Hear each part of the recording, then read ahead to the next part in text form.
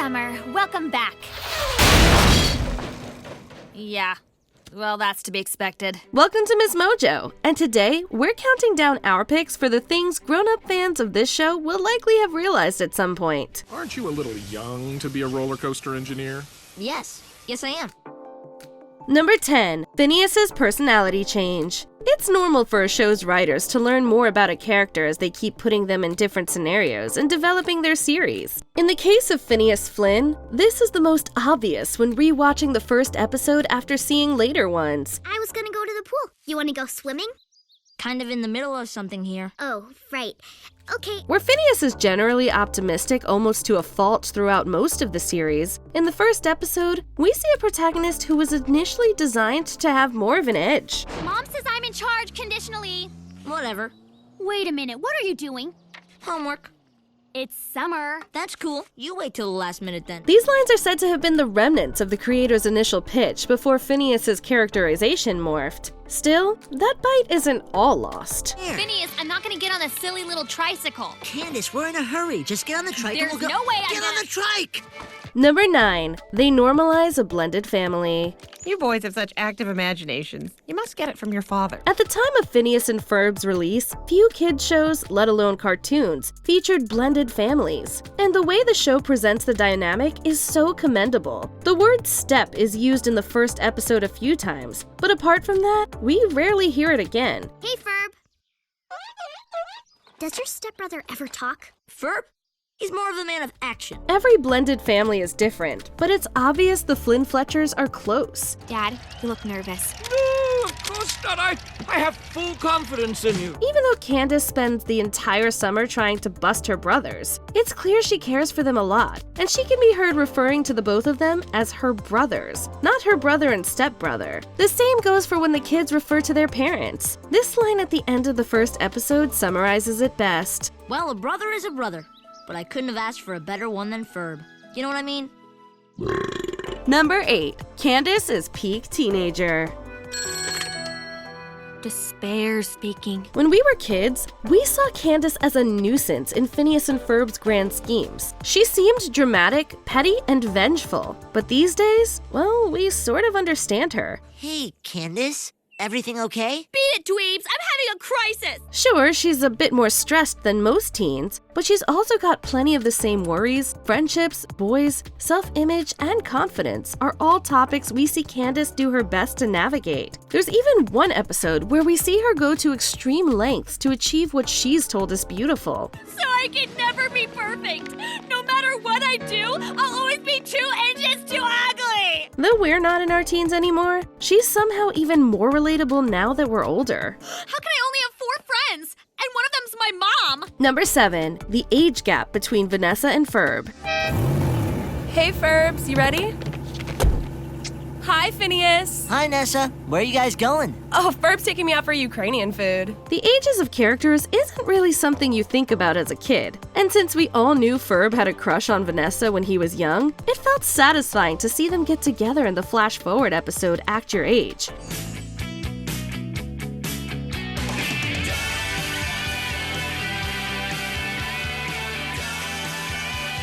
Hey, how's it going? But as some fans have pointed out, Vanessa is about 6 years older than Ferb. Since Phineas and Ferb are deciding which college to attend in Act Your Age, that should put them at around 18 years old, which would make Vanessa 24. There's conflicting debate about whether that's an appropriate age difference, but we'll just leave this entry at that. Hey, Ferb, snap out of it. What happened back there? I was weak. Number 6. How difficult it is to write an original song every episode. No, I ain't got rhythm. Said I ain't got rhythm. I ain't got rhythm. You're kidding me, right? You're kidding me. Don't you see what you were doing right then? That's a wicked groove you were starting to move. Mister, you got rhythm times 10. For any of you who write music, you know how difficult it can be to come up with something new. Almost every single episode of this show has at least some musical number, with some episodes having multiple. And the craziest part is that a lot of them are straight bangers. I'll get ya, and when I do, you're gonna be busted. I don't wanna put the hurt on you, but you better believe me when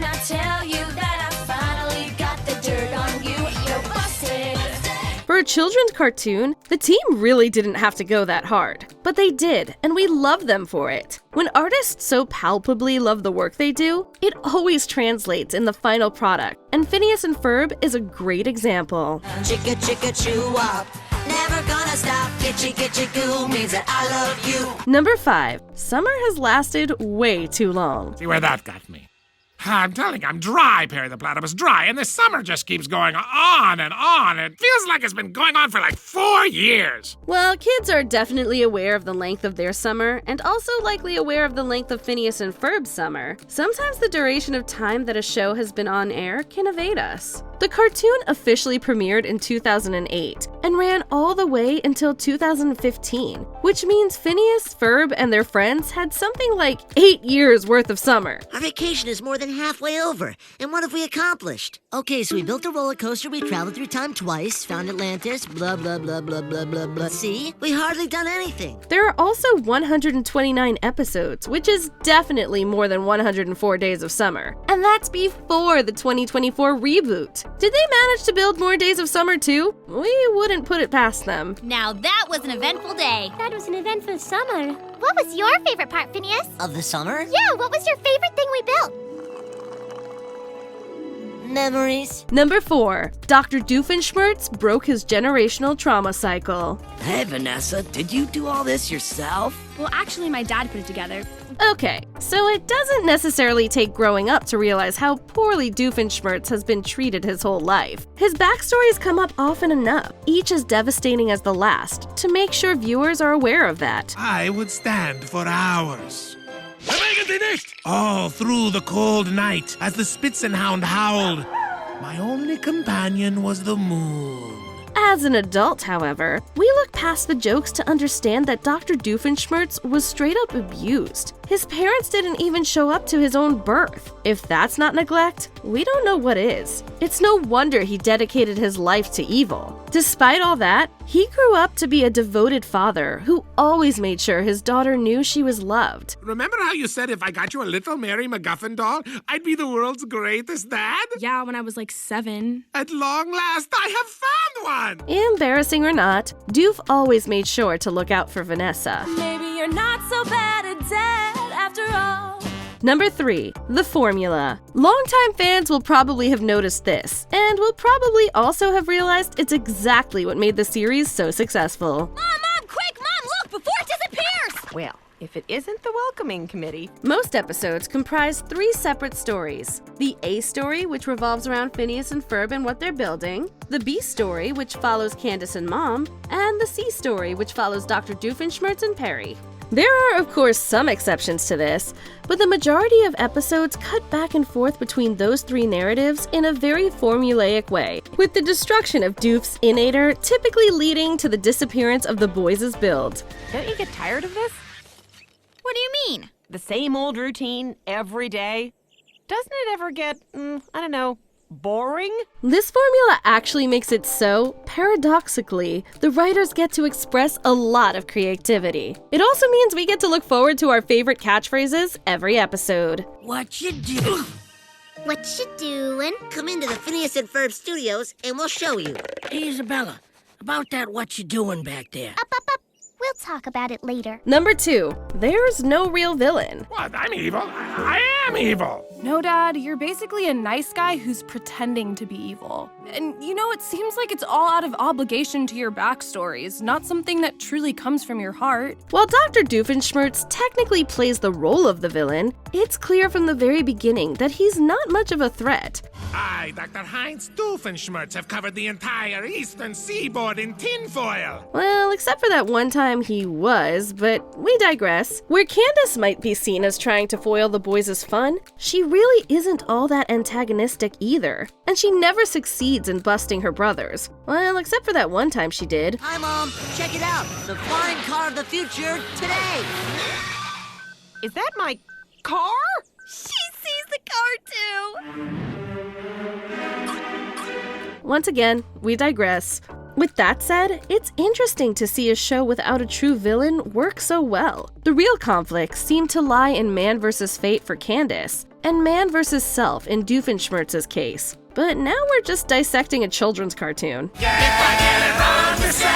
afternoon. I'll get it right today when tomorrow is this morning again.